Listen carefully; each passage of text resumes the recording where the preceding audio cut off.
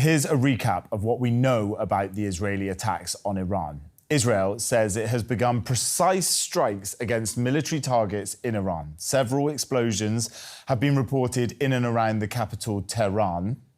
The US has called the attacks an act of self-defense. US officials say Israel informed Washington in advance of the attacks. And an advisory to pilots says Iran has closed its airspace in response to the attacks.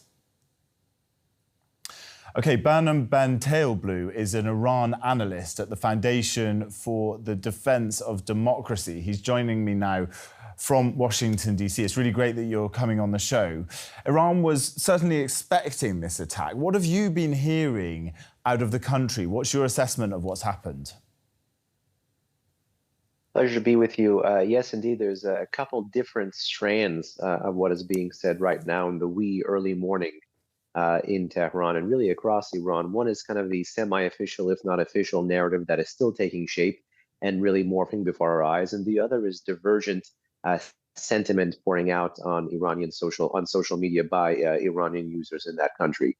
To the first, the regime has tried very hard to say that much of the sounds that residents across Tehran, particularly in the west of that province, have been hearing were the sounds of Iran's layered air and missile defense architecture, likely more air.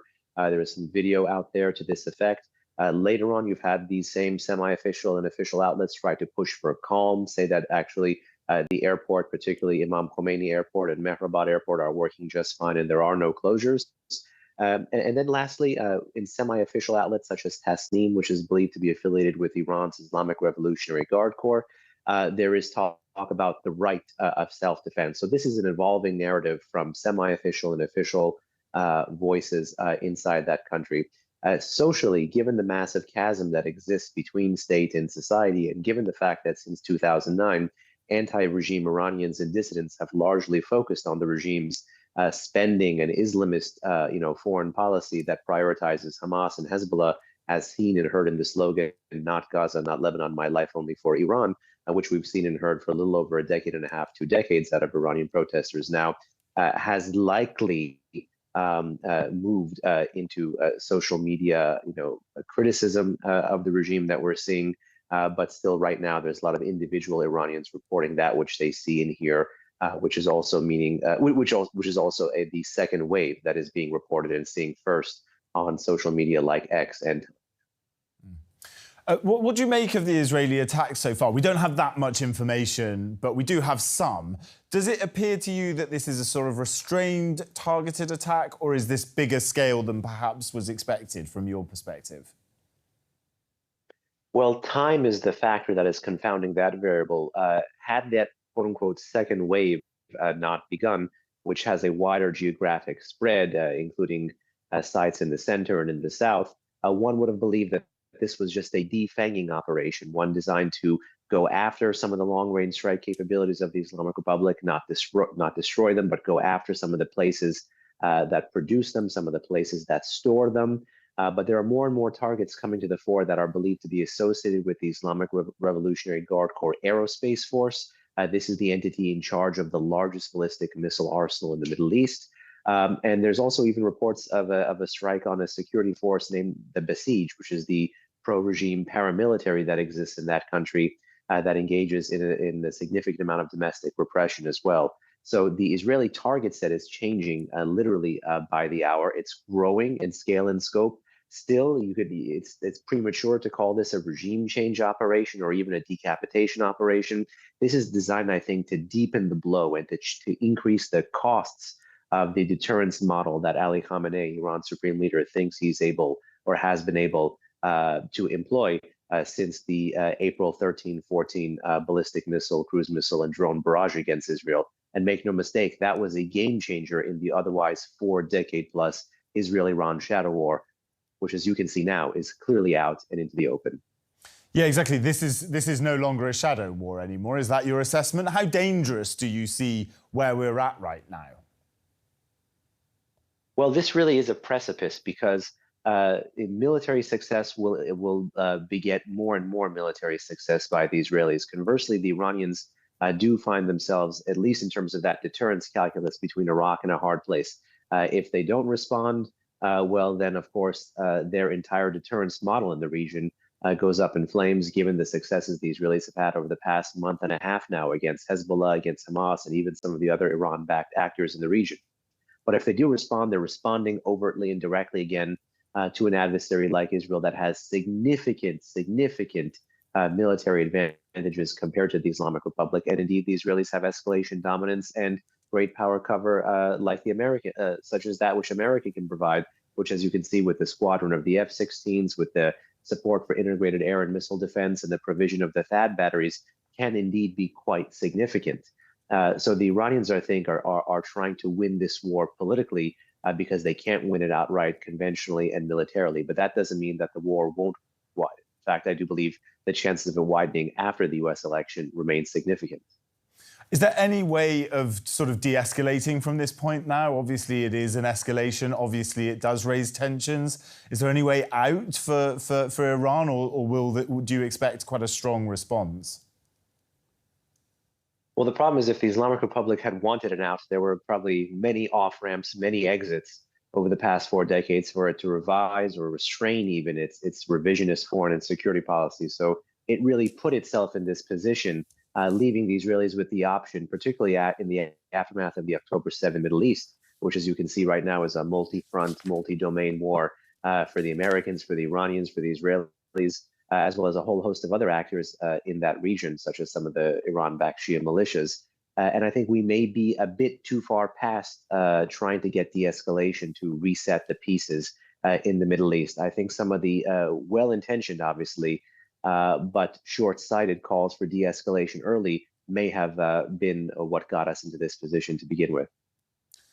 Behnam Taleblu of the Foundation for the Defense of Democracies, thank you so much for joining us on DW there from Washington, D.C.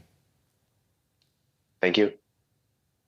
OK, now I'm going to bring in Holly Dagres. She's an Iran expert with the Washington-based think tank, the Atlantic Council. It's really great to have you with us. She's also the editor of the Council's Iran Source blog and curator for the weekly newsletter, The Iranist. Listen, how do you assess the scale of the Israeli attack so far, from what we know so far? Well, as you noted, it's over for now, but we really won't know how bad the response was until the days to come when there's more information readily available or through intelligence. From what we're seeing from some of the state media commentary and social media commentary coming out of Iran is that all is well and nothing really happened. But for the Iranians on the ground that were able to witness or hear Iranian air defense go off the way it did, it was not something for them to ignore. And so for now, we're going to have to wait and see what that exactly looks like in the coming days. They were expecting this attack. It was broadly sort of predicted that this Israeli attack would take place. What have your contacts in the country been telling you about how much people knew? Well, I think what they know is what we know. It was clear that Israel was going to respond. When and how was a bit confusing. In recent weeks, there was conversations initially about targeting Iran's nuclear and energy facilities, but then there was pushback from the Biden administration reportedly, and Israel then said that they were going to attack military sites. And it seemed that the attacks may have been coming sooner had it not been for those 2 documents that were leaked the other week. And I think they were reports were saying that there was supposed to be an October 19th attack, and that leak might have delayed them. But here we are with this retaliation we've been anticipating for weeks now since Iran attacked Israel on October 1st. How much of an escalation is this from Israel? Is this a big escalation in your assessment, or is it just a sort of tit-for-tat response to those attacks that Iran did at the beginning of the month? Well, this is a bigger escalation since their April response, but this is, in essence, a tit-for-tat response because it's clear from the way already that Tehran's spinning it is that they're going to say that nothing really happened and this deterrence has been restored yet again, at least until the next event happens in the future. So if Iran does play this down, what does that mean? What's your predictions going forward? That Israel will there feel that this is done, that they sort of have conducted the right thing, they've hit some military targets? Or do you think that Israel will then think, OK, we're going to continue with this? Well, the logic would be that deterrence has been restored and Israel will not need to at least retaliate publicly. There's always room for cyber attacks and assassinations, which is something we've seen in the past. I thought it was interesting that an Iran-based analyst had said that their take was that air defense was being taken out in the event of a future attack that would be imminent, but we have no evidence for that. And the logic would suggest that for now, deterrence has been restored. Holly Dagres, thank you so much for joining us on DW News. We're really grateful to have your insights on the show. OK, we're going to move back now to Jerusalem and bring back in DW's Middle East correspondent, Tania Krämer. There's some new information. We've had some confirmation from the Israelis, I believe, Tania.